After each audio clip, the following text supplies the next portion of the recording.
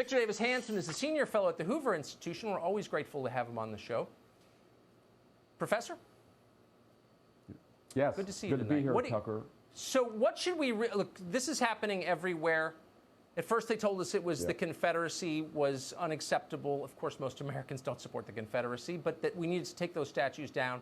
Next thing you know, it's George Washington. What does this mean? Well, they're cultural evolutions. We saw them in ancient Corfu. They've been in the French Revolution, Chinese Revolution.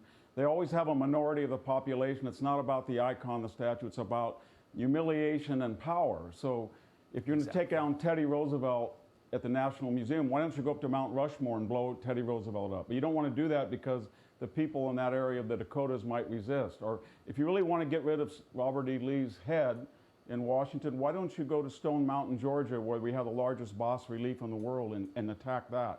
They won't do that because they know a few people will stand up and say, you're not going to do it.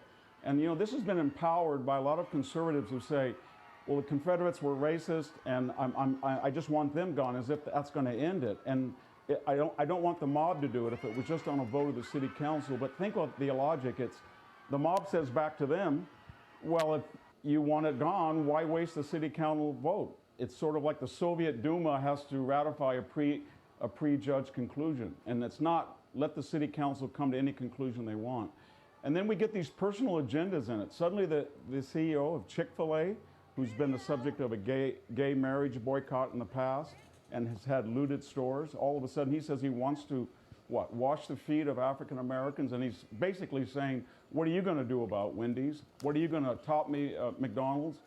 And then, Tucker, where did all these generals at suddenly the age of 66, 68 discover that Robert E. Lee was a symbol of the Confederacy, and they're shocked at Fort Bragg and Fort Benning, and they want his statue removed from West Point. And they're deeply embedded in corporate clientage and corporate profiting. So what I'm getting at is we got a lot of these personal agendas that they piggyback on, or in parasitical fashion, they glom onto the revolution thinking it's going to carry them in their career to new trajectories.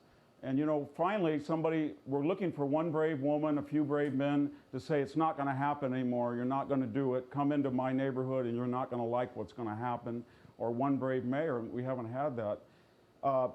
You know, I don't want to get political, Tucker, but this election no longer is about Donald Trump's tweeting. It's not about Joe Biden's cognitive impairment.